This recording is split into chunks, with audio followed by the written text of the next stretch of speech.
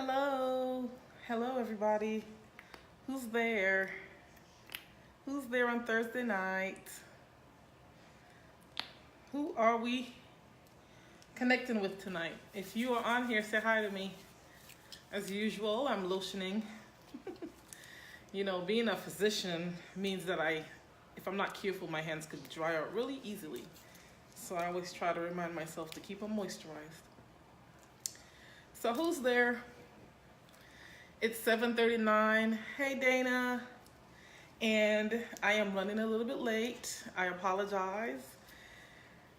I had a topic in mind, and I've been planning this topic for weeks. And then 5 minutes before I was to come on, I had an inkling to change it. So I had to take a few minutes and come up with my new topic that just felt like it was what was needed for tonight. So just gonna wait a few minutes to see who pops on, see if we could connect tonight and have a brief chat, and then we could go from there. So good of you to join me. Thank you. So we're going to talk about some tips to manage when you feel stuck, either at work or at home or in a relationship or in life. Just some things that I have figured out or learned over time, and they're not secret tips. They're almost intuitive, but sometimes it's nice to be reminded. So we'll talk about them. So let me get started first with my introduction. I am Dr. Teresa Wright. I'm a board-certified family medicine physician. I'm also a certified health coach, and I help overwhelmed, overextended individuals learn to prioritize themselves now. I do that through videos such as this one, through my writing, and through my speaking. You can follow me on all social media at Dr. Teresa Wright. That's DrTeresawright. I look forward to seeing you. And of course, if you like this video, remember that sharing is caring. So definitely share with your friends. So let me say that again for those of you who might be coming on after this started. I am Dr. Teresa Wright. I'm a board-certified family medicine physician. I'm also a certified health coach, and I help overwhelmed, overextended individuals learn to prioritize their lives now. I do that through my speaking, my writing, and through videos such as this one. You can follow me on all social media at Dr. Teresa Wright. That's DrTeresawright. And I am so excited to be here tonight. Hey, Dr. Lamont, to connect with my friends on social media. I do believe that social media could be used for good if we all try to shine light in a dark place. And so we're going to talk about some tips for managing when you feel stuck. So why am I talking about this? As a busy professional myself, I have moments where I feel that I'm stuck in a rut, whether it's at work or in my career, or in my personal life, or if I've had some goals that I had set for myself. And if you've ever been an overachiever, or if you are an overachiever, you know that there's always a running list of things that you have to check off in your brain. And there are times, if you're really busy, overwhelmed, overextended individual, where you can stay up all night going through your list and checking things off. And then there are times when you actually feel like you really don't know what the next direction is. You can't honestly think about how to get from the phase you're at or the level you're at to the next level. And so you find yourself stuck in a rut. I have been there. About 2 years ago, I found myself just, I was happy with where I was, but I had a checklist of things that I had wanted to accomplish by a certain age, and it just did not seem like it was going to happen. Hi, Kimberly. And it wasn't because I didn't think it could happen. It was because I did not know what the next step was. It's really hard to plan a future when you don't know what your next step is. But sometimes not knowing the next step is actually the best thing, because then you're open to whatever suggestions other people make, and some of those suggestions can actually be very helpful. And so that's where I found myself. And thankfully, hey, Dr. Adrian, I have a career coach, I have a health coach, I have over the years I've gotten coaches for different things, and through that I have learned some ways to kind of master being stuck. So tip number one is stop the comparison game. Stop looking left, stop looking right, stop seeing what everyone else is doing and where everyone else is at in their walk, and beating yourself down and beating yourself up because you thought you were going to be at that level or far past that level, and somehow you see yourself as lagging behind. Because with comparison, it's all about perspective, right? When you look at someone else, you could see what you want to see. And maybe they are, at a level that surpasses where you are, but maybe they're not. But does it really matter though? At the end of the day, if you are absolutely fulfilled where you are, or if you know that where you're headed is actually going to be fulfilling, does it matter how and when you get there if you're doing it well?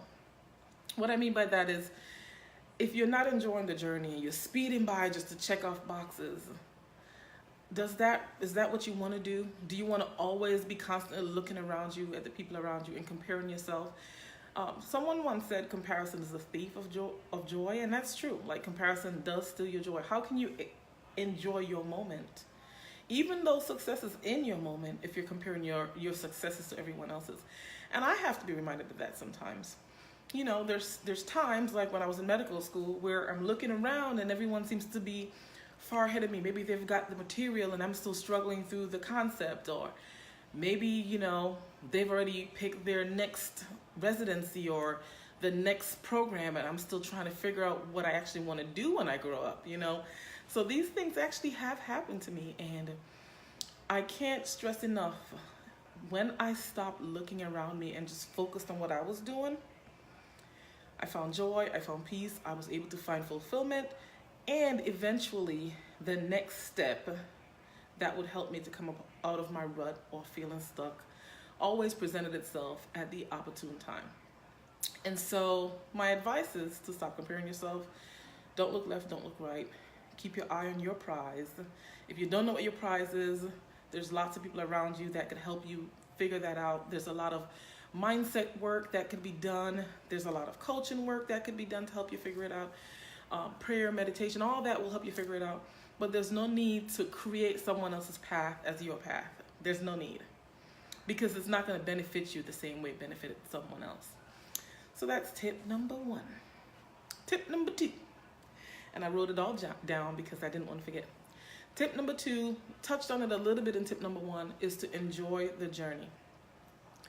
There's no point in doing anything in life if you're going to get to the end of your day. When I say the end of your day, I mean the end of your life. At the end of your life, and look back and have accolades upon accolades, but you don't have any memories of the people you spent time with, or who enjoyed those accolades with you, or any memories of any of the good times. There's no benefit to that. There are studies that show that when folks are dying on their deathbed, they actually look back on their lives and actually have some regret about some of the things they did or the people they didn't spend time with. So you definitely want to enjoy the journey. We're in a social media era. We're all taking selfies and pictures, and we're walking and using our phones and our devices, and we already don't enjoy a lot of what's happening around us because we're so busy trying to capture it in a memory form. So let's not take away even more opportunities to make memories while we're on a journey because we're too busy trying to get to the next level. And again, like when I was in high school, I was like, I can't wait to get to college. I got to college and I can't wait to get to medical school. I got to medical school. I can't wait to be an adult and attending. That's what happens when you're out of medical school and you're now like a full-fledged physician. Then I get to be a full-fledged physician and I'm like, I can't wait till I do this, or there's always something in. And at one point I had to say to myself, Teresa, why can't you just be still in this moment?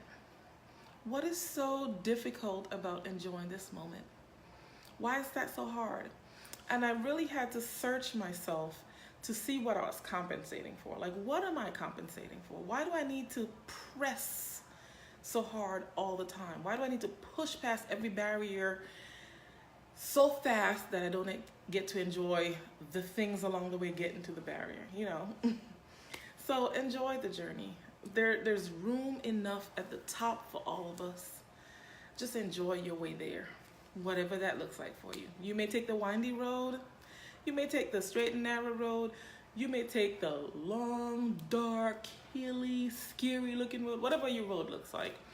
Just know that there's room at the top for all of us. So enjoy your journey and get there when you get there. Alrighty. Number three is keep a checklist. Okay, guys. I don't know if you can see this, but I'm a post-it note person. So I have a post-it note here. I have post-it notes. I don't know if you can see those. Let's see. Can you see these post-it notes? I have post-it notes here. I have post-it notes in my purse. I have post-it notes in my Bible. I have post-it notes everywhere. And it's usually a little checklist of things that I have to do or get done or that I need to do. If I'm packing for a trip, I have post-it notes that tell me what needs to be packed, what I've already packed, what needs to be washed.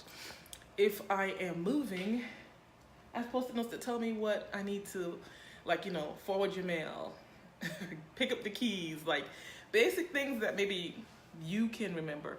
For some reason, I don't always remember these things, and I don't want to miss a step. And so keeping a checklist helps when you're feeling stuck, because sometimes it's not that you're stuck, it's just that you missed a step. And so if you can look back at your checklist and say, okay, I did this, I did this, I did this. Oh, I forgot to do this step. That step might have been the crucial step that connected where you are and where you're trying to be. And so I find that keeping a checklist is very, very helpful. Now, I know we are in the world of social media and cell phones and syncing up calendars and all that. And all that's great and fine. And I have journals and books, and I even have my little, let's see if y'all can see this. I even have my little happy planner like everyone else on earth. I keep checklists there too. I have the little cute stickers that go in them. But I'm gonna tell y'all the real deal. There's nothing better than good old-fashioned post-it note and pen. I mean, I just love it. And so, hey Jenny, if all else fails, grab your paper, grab your pen, and get a checklist going. Work through where you have been and where you're trying to go and what steps are needed to get there. Ask your friends to look at your checklist. Ask your friends to help you brainstorm what step you're missing. Lean in. There are people who can help you. But most of the times, if you do a checklist and follow the steps, you will see where you might have missed a step or did something out of order. And maybe that's why you're stuck in your career or your personal life or your finances or whatever it is. And I'm not going to give you all advice on too much of that because, like I said, I'm a post-it note person, and when I'm stuck, I always go back to the basics and work my way backwards. So if that helps someone, use it. And then I always give a bonus tip. It's just a little something from my heart. This one's not really ever scripted or planned. It's just something I want to share with y'all. Hey, Mary. Tip number 4, the bonus tip. When in doubt, pray. I'm always going to say it because I am a Christian. I don't usually want to give a talk without speaking on my faith because this is who I am. When all else fails, when I really don't know what's the next step, when I really feel stuck and in a rut, I pray. I ask God for guidance because honestly, I'm human. And when I see folks doing things that look amazing, making moves, changing the world, doing awesome things, I want a piece of that. But you know what? Maybe it's not for me. Maybe that's not what I'm called to do. So prayer, that vertical conversation that I have, helps me to realign my values and my core beliefs and ask God what's right for me in my life. And it helps me to know what direction to take ultimately. And when the motivation isn't right, let's say the motivation is financial or jealousy, or maybe not even jealousy, but maybe just you're just not fulfilled in your own life, and so you're just kind of wanting someone else's life. When those motivations aren't right, prayer helps to reveal that to me too. And that's always an opportunity for me to repent and ask God to show me my path, which is usually not motivated by any of those things. I can't tell y'all how many times I've walked into a job interview and said, I don't need the money, I just need to be happy. And you're like, you don't say that. Like, no one says that. Who says that? I've done it a few times. I've turned down jobs because it didn't align with me at the end of the day. And no, I didn't feel stuck. I didn't feel like I made a bad choice. I knew once I did that vertical conversation that it wasn't right. And so being stuck is sometimes an opportunity for you to pray and engage and find out really where you're supposed to be. And sometimes you might find that you're not quite where you need to be, and maybe you may need to switch jobs, change jobs, move, get in a new relationship, depends on what your relationship is.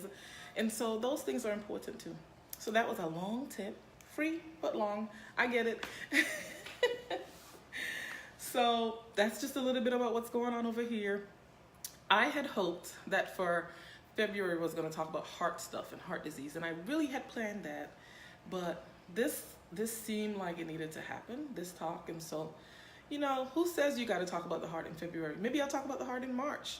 Heart disease happens every day to people, so we're not going to just stick it in one month. I'm going to talk about it next month. So anyways, that's a little bit about what's going on over here with Dr. Teresa Wright. So thank you all for hanging out with me. I hope that this was helpful. If it was, please remember that sharing is caring. And for those of you who don't know, I am Dr. Teresa Wright. I'm a board-certified family medicine physician. I'm also a certified health coach. And I help overwhelmed, overextended individuals learn to prioritize their lives now. I do this through speaking, making videos such as this, and writing. And you can follow me on Dr. Teresa Wright. That's all social media at Dr. Teresa Wright. That's DrTeresawright. Be blessed and goodbye.